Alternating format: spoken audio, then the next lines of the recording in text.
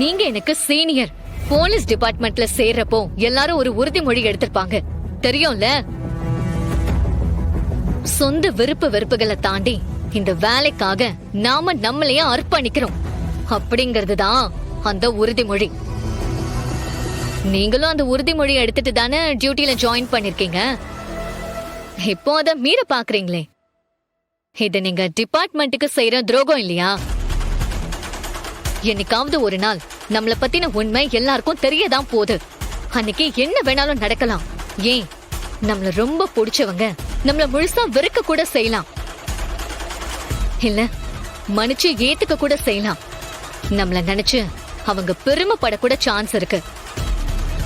எதுவா இருந்தாலும் நாம அதை ஏத்துக்கிட்டு தானே ஆகணும். அது தெரிஞ்சுதானே நம்ம இந்த ஒர்க்க முடிக்கிறோம்னு ஒத்துக்கிட்டோம்.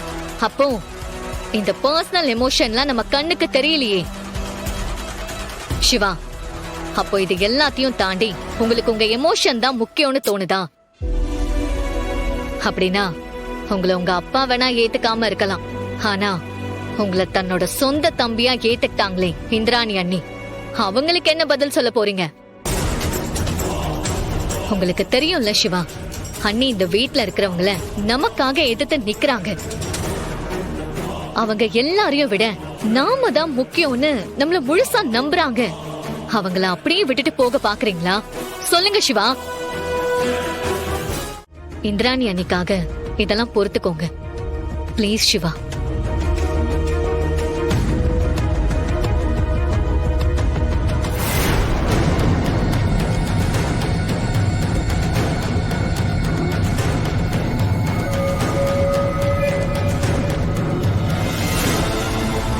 என்ன அடிக்க கை வாங்குற அளவுக்கு வந்துட்டான்ல, அவனுக்கு என்ன தைரியம் இருந்தா அவன் அப்படி செஞ்சிருப்பான். இது எல்லாத்துக்கும் காரணம் அந்த இந்திராதான். அவ அந்த அளவுக்கு அவனுக்கு இடம் கொடுத்து வச்சிருக்கிறதுனாலதான் அவன் அவ்வளவு திமிரா பேசிட்டு இருக்கான். இவனையெல்லாம் இந்த அளவுக்கு வளர விட்டதே தப்பு.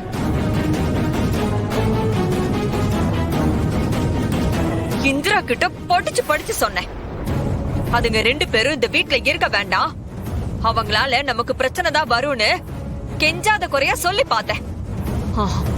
ஆனா இந்திராதான் என் வார்த்தையை காது கொடுத்தே கேட்க மாட்டாளே. இன்னைக்கு அனுபவிச்சுட்டு இருக்கிறது நான் தானே. யார் அவ? அவனுக்கு எதுக்கு இந்த வீட்ல இடம் கொடுக்கணும்? இந்த குடும்பத்துக்கும் அவனுக்கும் என்னதான் சம்பந்தம் இருக்கு?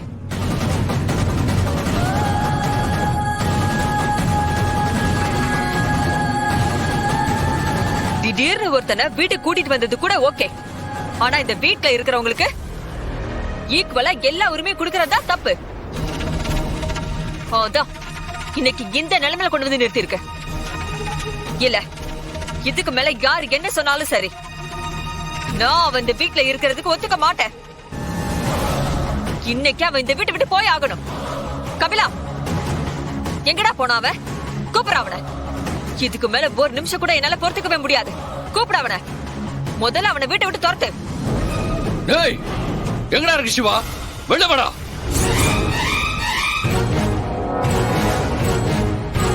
ஏய், இன்னைக்கு நீ இந்த வீட்டை விட்டு போல, இந்த வீட்டுல ஒரு கோலம் விழுண்டா.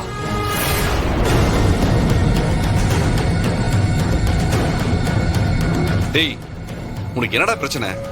எதுக்கு நடு வீட்ல இருந்து கத்திக்கிட்டு இருக்க? என்ன பிரச்சனையா? என்ன தைரியம் இருந்தா நீ என்ன அடிக்க கை வாங்குவ? இனிமே ஒரு நிமிஷம் கூட நீ இந்த வீட்ல இருக்க கூடாது. முதல்ல கிளம்பு இங்க இருந்து. போடான்னு சொல்றல்ல. அப்படி உங்க இஷ்டத்துக்கெல்லாம் போக முடியாது.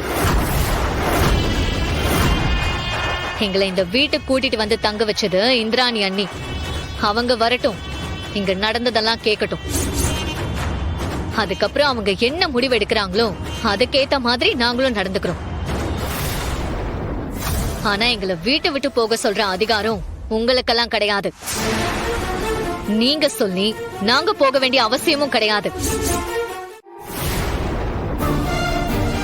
கபிலா, என்ன இதெல்லாம்?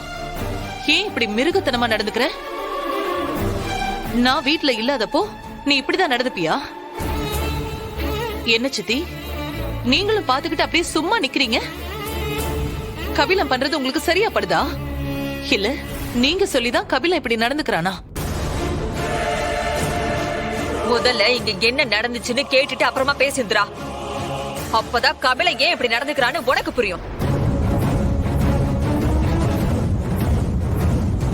அப்படி என்ன இங்க நடந்துச்சு? இதோ இங்க நிக்கிறானே உன் ஆசை தம்பி சிவா. இவன் என்ன அடிக்க கைய ஓங்கிட்டான்.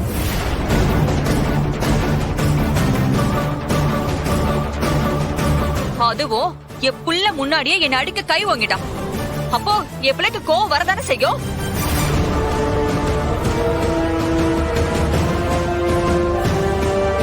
சிவா, இவங்க சொல்றது உண்மையா? கேட்டுட்டு இருக்கேன்லடா. நீ இவங்கள கை ஓங்குனியா?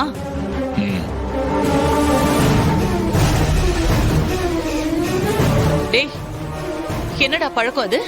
பெரிய உங்களை அடிக்க கை ஓங்குறது? உனக்கு எங்க இருந்து இவ்வளவு தைரியம் வந்துச்சு? அண்ணி, என்ன நடந்துச்சுன்னு முழுசா கேளுங்க. சிவா இவங்களை அடிச்சது உண்மைதான். ஆனா இவரை இந்த அளவுக்கு கோவப்படுத்தினதும் இவங்கதான்.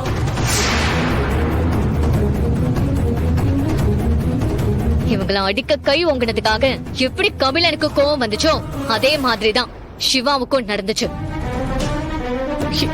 இவங்க சிவாவோட அம்மாவை பத்தி ரொம்ப தப்பா பேசினாங்க. யாராலதான் பொறுத்துக்க முடியும் அண்ணி?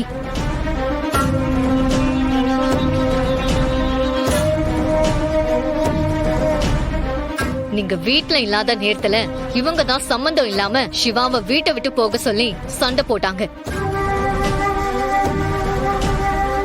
நீங்க வேணும்னா ஆமாவா இல்லையான்னு இவங்களே கேளுங்க.